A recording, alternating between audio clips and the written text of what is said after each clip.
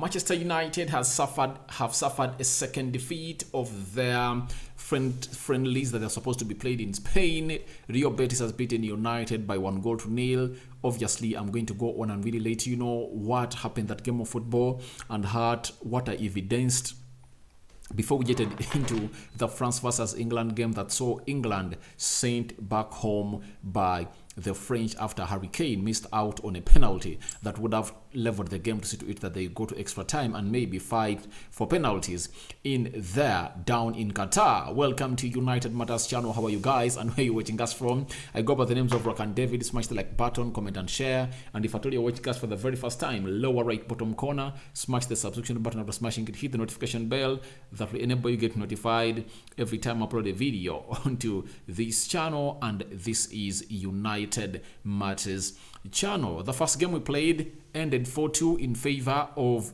Cadiz.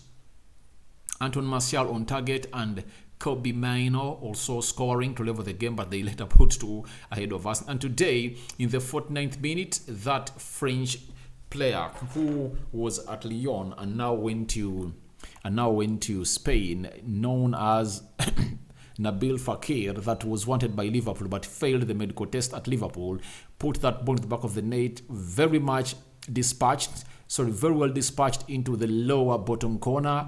Obviously, that's how he really went ahead to put United behind, and United had no more effort of really getting back into play because the likes of Martial were off, and they had a very dull game according to me because the cohesion in between the team is not yet back. But the good thing is that we are having very many other players of United return in a nick of time. I think in 7 days they are going to return. But there are things that you need to go out and really talk about this game of football.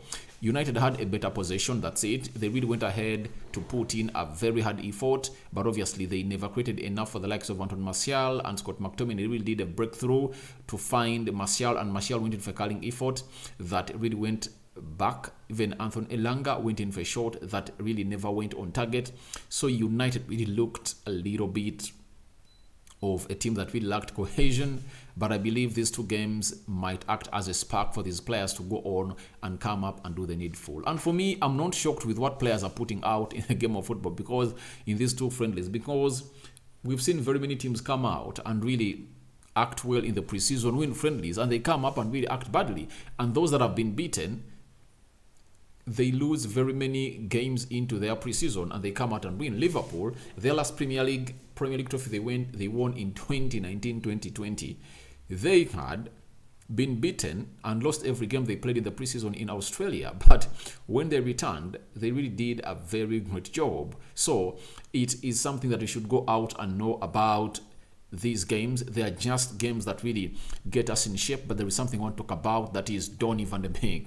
Donny van de Beek had made the starting 11 at Manchester United, but later he was taken off and Aaron, the Norwegian, came on through to do the needful. So I'm asking myself, what really went wrong on Donny van de Beek? Because no report has been put out as far as Donny van de Beek is concerned and why he never made it into the squad of United today. Because he was named amongst all those players that we are supposed to start and to be Donny van de Beek. Donny van de Beek. All right. Let me search for him and see whether there is an update about Donny van de Beek's injury. But all I can let you know is that he missed out, and even the bench of United tweeted and said a late change to our starting 11.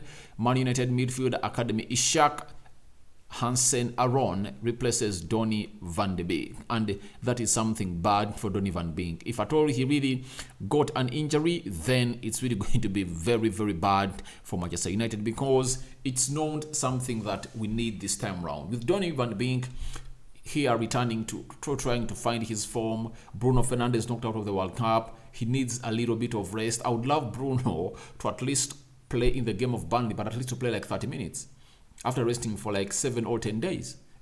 Then for Donny van Beek, I would love him to start the next 3 games that United is going to play, that of Burnley, Nottingham Forest, and Wolverhampton Wanderers. I would love to see him start those games. Then Bruno maybe will come on at the start of the new year after being refreshed and energized and recharged in a better mode that is going to help United. So it looks like I love Donny van Beek, but things are not working out for him at Manchester United, and I believe there might be something wrong because even this season he returned towards the start of the World Cup break because he had an injury. So I don't know what exactly is troubling him because he's being managed by his former manager at Ajax. He knows everything that the manager wants, and the manager has gone ahead to back him and protect him, especially in public. Every time a question has been raised about Donny van de Beek, but Garnacho played, Anton Martial played, Scott McTominay played, Zan Ikbo played, and obviously no player really looked great apart from the goalkeepers. That is David De Gea pulling out close to two clear-cut chances from Rio Betis, and then Tim Heaton put out two wildies to stop United from conceding very many goals. So before I go to the players of England that have been knocked out, let me see this and show you the stats and how they really went down in Spain. United had the following stats. Betis had 19 shots, United had 7, very bad. 6 shots on target by Betis.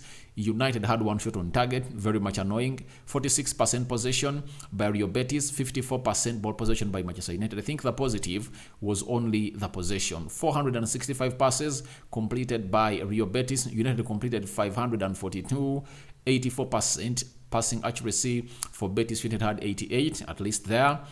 That is another positive that Erik ten Hag will look out for. 7 fouls by Betis, 14 by Manchester United. 0 red cards to both sides, 0 yellow cards, 0 red cards to both sides, and 0 yellow cards to both sides.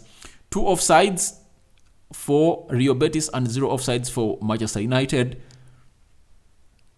Obviously 7 corners for Rio Betis and 3 for Manchester United. That is something great for a team which goes by the names of Rio Betis for really bedding United down. But a player I want to talk about before I go to the Rashford, Luke Shaw and Maguire being knocked out is obviously Tanguy Mendy. Tanguy Mendy has been suffering from injury, and obviously he is back. Played his first game under Erik ten Hag. He played some good minutes. I think was it 30-40.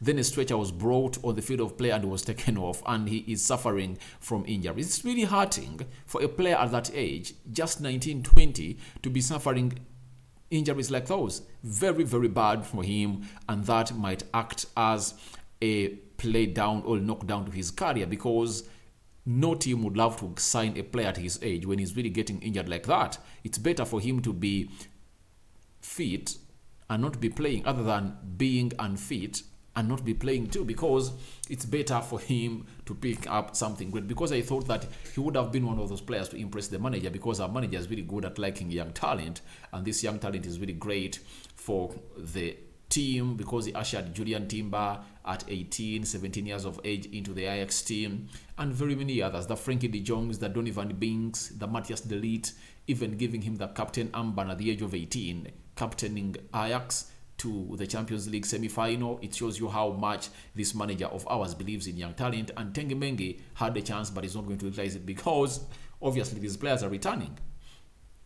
Harry Maguire is back, that's a defender. Rashford is back, Luke Shaw is back, meaning that United will be having Harry Maguire and Lindelof playing the central defense when you are playing a team in the names of Burnley. Maybe Tuanzebe can impress because United is soon going to return to Carrington, so that these other players join them down there. So let's leave that at that. United lost their second game. Let's wait and see what our game behind the door is going to look like before we get into the game against Burnley. Now, let's get to this. England have been knocked out of the World Cup.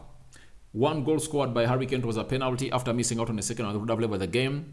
Then France put out 2. Chiomini with a scorcher from the 18 yards box area, dispatched very well at the back of the net. Pickford couldn't find himself onto it to save it. Then the other goal came in from Olivier Giroud. Obviously Harry Maguire just late by 1 second to defend Olivier Giroud, and Olivier Giroud put in his heading effort into the back of the net. So England is out. What does that mean? Rashford, Luke Shaw and Harry Maguire are all back. For them, it's good news for United because none of them is injured, but Diego Dalot suffered an injury and was taken off the field of play, and we are waiting to see what the scan is going to tell us. And I think by tomorrow or Tuesday, we'll be knowing what the scan is telling us about the players. Now, it's really good to see to it that these players are out. I know it will sound bad for English fans, but for we, the United fans, what is good for the bird, what is good for the goose, is good for the what? Let me get it well. What is good for the goose is good for the gander. Not so? What is good? I think I've gotten it right. Yeah, for the gander, that's it. Meaning that what's good for a man is good enough for a woman in there for you. And obviously, there is always a silver lining on every cloud. Not so. So, you can't go out and celebrate England going out, but I believe it's a positive to United. It's blessing in disguise for United that these players have returned, and they are going to be given close to how many days of rest? 7, meaning that on the 18th or 19th, they will train with the club, and the manager will see whether they are really 100% fit to play for the club. But I believe a call is going to be made for Harry Maguire to come in and partner Lindelof in that central defense of Manchester United as we prepare to play Burnley. It will be good for us to win this Carabao Cup. People are really looking at this and not knowing why we are happy to see these players back. If Harry Maguire went ahead to qualify, Rafael Varane would have returned, and maybe Varane would have played with Lindelof, because when you look at our central defense, it's really thin. It's really thin, but if at all Maguire returns, he's going to partner with Lindelof, Malacia off the left, Luke Shaw is going to be available, and obviously we don't know when Diego Dalot is going to get back, but I believe we will find or improvise a right back to come in and play a huge role. Rashford being back, at least he will make the bench. Rashford will make the bench to see to it that United has the likes of Bruno, Rashford, and very many others, Casemiro, Freddie, and Anthony onto the match squad that is going to play Burnley, because it's just how many weeks, it's just how many days away from playing the other game. 10 days from now, today is 11th. 10 days from now, we are going to be playing our other game, meaning that we need these players to return and really start training for the club to see to it that we win that game of football against Burnley in the Carabao Cup, to see to it that Liverpool versus Man City, one of those is going to cancel themselves out.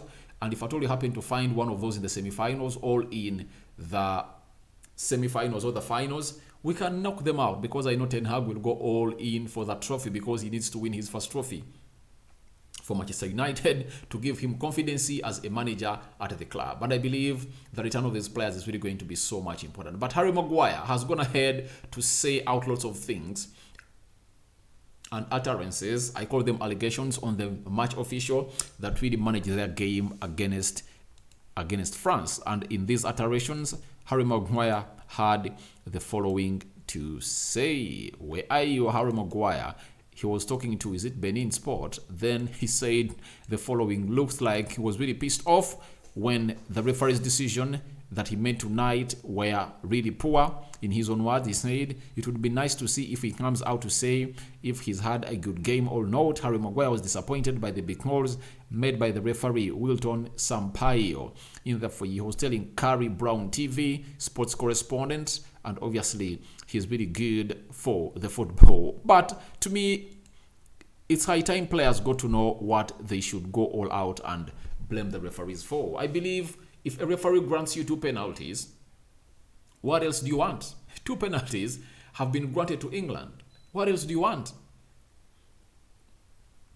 Do your job, dispatch those in, go into the semi-final. If Harry Maguire was quick enough not to allow Giroud to head that ball, obviously, they wouldn't have considered that second goal also. So Harry Maguire has to first look through himself to see to it that he blames the referee. You see, this blame game is always bad. I hate it. Go out, you've knocked out of the World Cup, just admit it that Harry Maguire even had a chance to score a goal in the second half with his ball or with his head effort that really kissed the outside post. And I believe at all he had concentrated better, he would have made a better effort at goal. But he's coming out to concentrate more on what does not even benefit him. I believe that is something that is really cheap talk to me. You were granted 2 penalties, and obviously you dispatched one in and one went out. Why come out and talk about the referee? You get? So I believe these are really cheap talks, and that blame is really not going to be allowed here, because you're already out and you should accept it, because you might not return to the next World Cup. I think that's why you're complaining, but I believe it's all done for England. But England has a very good future. Rashford is 24, 20, is it 25? Bukayo Saka is 21. Jude Bellingham is 19. Foden is 20. Luke Shaw is like 24, 25. I think even Kyle Walker is 25, 26. Declan Rice is 24. So the future of England is really bright, because they're having more other young strikers that are really coming in that can really impress. Though there is a player that you cannot fail to talk about into this contention, and that is Sancho and Greenwood. For Sancho, he failed himself to prove that he is liable to go into the England national team. For that, we all know that, because he performed very badly towards the World Cup squad announcement of England. The other player that everyone would love to see is Mason Greenwood. In this England side, they are really having good quality players that are really doing a very decent job. And Mason Greenwood, currently suspended by Manchester United because of his allegations of beating up his wife and forcing her to have sex without the wanting of the woman. If at all he was at this World Cup, he would have been a revelation, because I believe he brings a lot to the game, and you would love to see players like Greenwood into this squad, because they are talented. And that's why when I was doing my match reaction on the Rokani Media Football, if at all you want to go and watch it, of England 1 France 2, I told people there that you can't come out and take off Phil Foden, you get, and Bukayo Saka on that field of play. You needed them to, and then take off Jordan Henderson and bring on Marcus Rashford. Marcus Rashford plays off the left very well. Leave Bukayo Saka to play off the right, and then Foden to link up play with Jude Bellingham. And this is where I partially agree with the people calling in for the sacking of Gareth Southgate, because even France, they never took off the likes of Tchouaméni, Rabiot and Griezmann, because he knew the magic erupted from that midfield area. But for a team which goes by names of England, they fail to know where the magic comes in from. I don't rate Mason Mount. I'm sorry to say, I don't rate him a lot. You get? I rate Foden. I rate Bellingham. Declan Rice is perfect for the job. So I believe he made bad mistakes. He would have brought on Rashford more earlier to get the job done, with Bukayo Saka on the field of play, to see to it that they really do very well. And Rashford, having played with Luke Shaw for a very long time, I believe it's better to let them enjoy their wide area happiness and flank as they attacked France. But obviously the players are in. Luke Shaw played very well. He was responsible for that cross that was brought in, and obviously Mason Mount was really pushed, and a penalty was given to England, though Harry Kane failed to put it into the back of the net. Maguire, not bad for England, but obviously he's going to be blamed for that goal of Olivier Giroud, because the ball comes off him to really make it hard for Jamie Pickford to be in his reach or in his vicinity that he can reach it. So thank you guys for watching in. Tell me what you think about Rio Betis 1, United 0. Obviously Rashford, Shaw and Maguire out of the World Cup, meaning that they are returning to Carrington to join the entire team of United as we prepare to play against Burnley. Thank you very much for watching in through. I go by the names of Rock and David. Smash the like button, comment and share. Don't forget, this channel wants to hit 10,000 subscribers, and there is no way we are going to hit 10,000 subscribers without you, without your intervention of subscribing. So continue to subscribe. Lower right bottom corner, smash the black button. After smashing it, hit the notification bell that will enable you get notified every time I upload a video onto this channel. May the Almighty Lord protect you abundantly. I sign out for now. See you later.